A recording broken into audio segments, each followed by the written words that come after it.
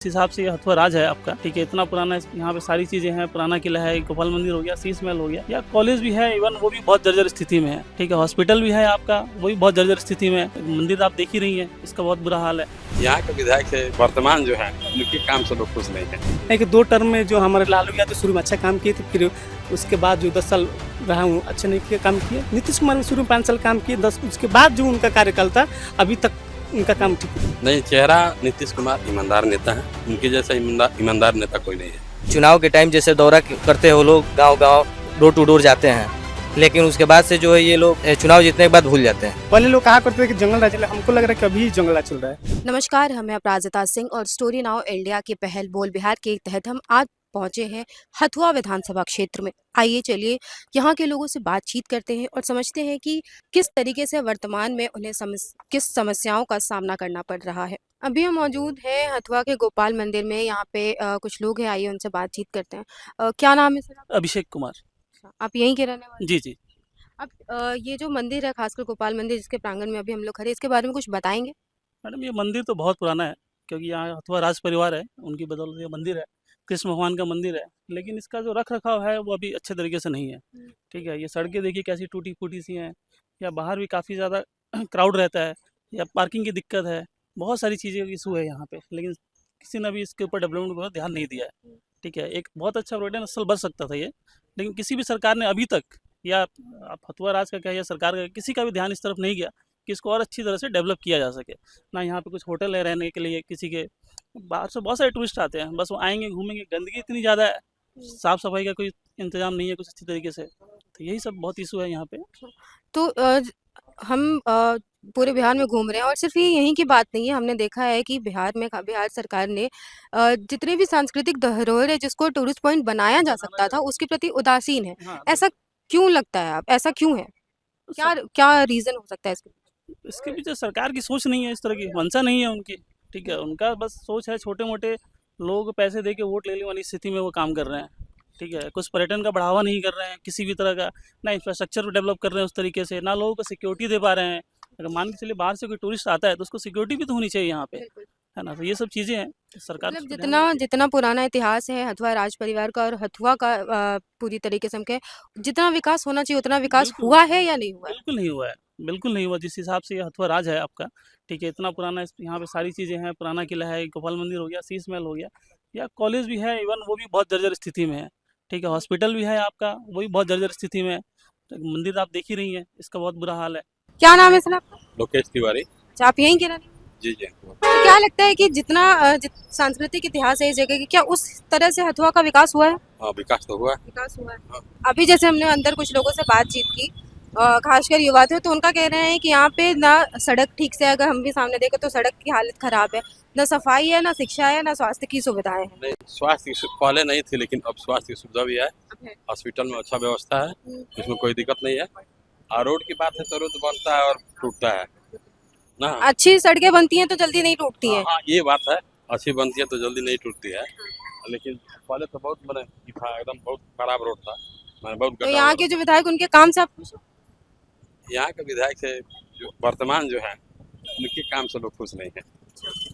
तो क्या लगता है इस बार होगा बदलाव? एकदम श्योर। एक तरफ आप कह रहे हैं कि काम हुआ है और एक तरफ कह रहे हैं कि जो काम हुआ है मैंने इनके रेजिंग में नहीं हुआ, पहले का काम हुआ है। अभी वर्तमान में उनके रेजिंग में कोई काम नहीं हुआ है। हाँ, जो वर्तमान विधायक हैं उनके रेजिंग में कोई काम नहीं हुआ है। तो क्या लगता है किसकी सरकार बनने जा रही है? एकदम नीतीश कुमार। नीतीश कुमार जी। एकदम। कि नीतीश कुमार जी का तो अब स्वास्थ्य बिगड़ने लगा है, वो ठीक नहीं है, तो लोगों का कहना है कि अगर कोई और चेहरा हो।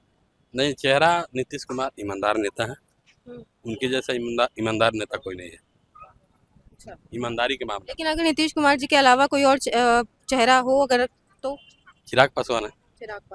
चिराग पासवान अलग से लड़ रहे हैं चुनाव सभी 243 सीटों पे। तो नहीं, अगर एक साथ हैं, गठबंधन में रहेंगे तो लोग वोट देंगे, अगर नहीं रहते हैं नहीं देगा कोई।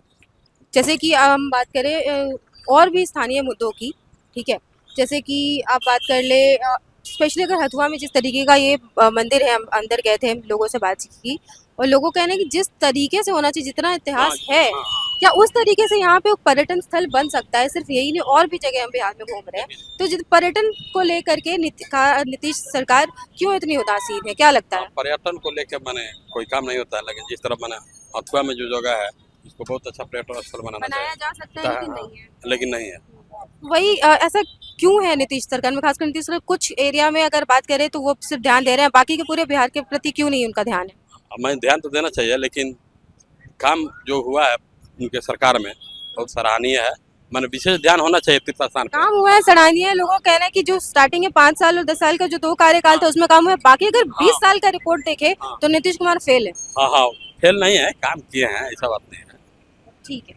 अच्छा, युवा नेता में आप किसको पसंद करते हैं, किसको देख रहे हैं बिहार के युवा चेहरे के तौर पर? नहीं, मुख्यमंत्री के तौर पे और युवा अभी तो हम नीतीश कुमार को मुख्यमंत्री मानते हैं, ठीक है।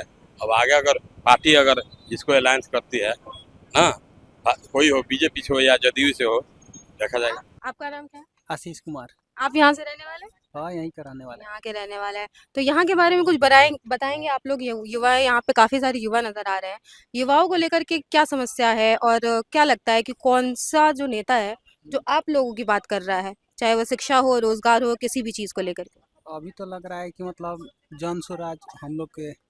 कौन सी बात जन स्वराज की प्रशांत किशोर जी की आपको लगी? वही मतलब युवा लोग के लिए पढ़ाई वगैरह के लिए आवाज उठा रहे हैं बिहार में। हाँ, और चिराग पासवान या तेजस्वी यादव? अभी तो हम कुछ नहीं कह सकते हैं, लेकिन अभी मतलब देख रहे हैं न्यूज़ तो हम। आप लोगों में से वोट किसी ने दिया है या वोट देते हैं आप लोग? मेरा इस पर फर्स्ट वोट होगा। फर्स्ट टाइम वोटर है आप, तो वोट देना एक बहुत ज़रूरी चीज़ और महत्वपूर्ण जिम्मेदारी है, तो क्या क्या चीज़ ध्यान में रख करके आप अपना वोट देंगे?